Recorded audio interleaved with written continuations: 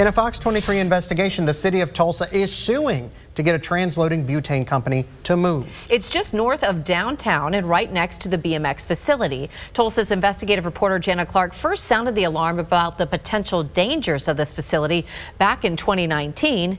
Here's her update. Before the BMX facility showed up in 2022, this butane transloading facility was already here 3 years before that. Rail cars deliver a flammable liquid called butane. It's then transloaded onto semi-trucks. If there were a leak that ignited, it could cause an explosion, also known as a BLEVE. Now, the city's suing over it. The City of Tulsa filed this lawsuit April 18th against the South Kansas and Oklahoma Railroad, LLC, and Centennial Energy, LLC. The city's petition says the Tulsa zoning code protects public health and safety, and operating this butane transloading facility violates the Tulsa zoning code. It says this area has been zoned industrial moderate since 1970, but the petition argues transloading butane is a high-impact industrial use, and the land has not been rezoned for that, so this work is not permitted.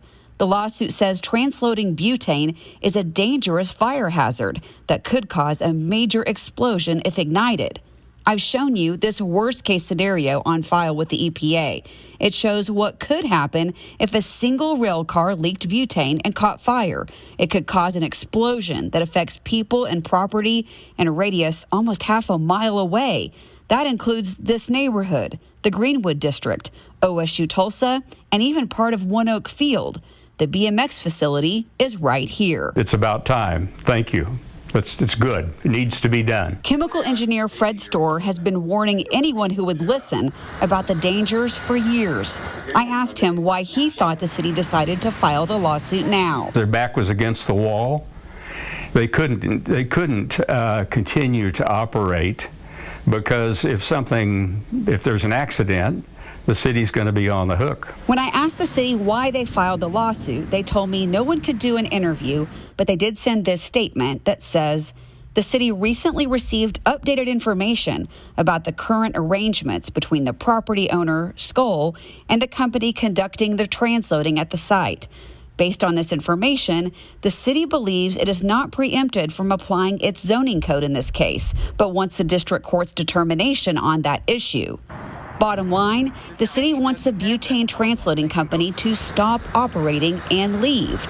In the petition, the city says the court needs to act soon because the potential for widespread exposure of an accidental butane release and catastrophic injuries and harm to nearby communities and the public, the threat of a widespread BLEVE incident from an exploding tank car, and the potential need for widespread public evacuations, and the closing of nearby US 75 and I-244. It's satisfying to see that we're finally on a path to at least do something. Now, if the lawsuit fails, the city is in a world of hurt, as is BMX. What do we do? Because, you know, the city built BMX with knowledge that this was a hazard. And so people that are injured in the event of an accident are going to come looking for the people with the deepest pockets. That's the taxpayers. I've been talking to Fred about this for a long time. He told me he's been warning city officials about it since 2017. I'll have that backstory and the specifics on why Fred thinks this facility could be putting people around it in danger. I'm working on that for tomorrow on Fox 23 News at 5.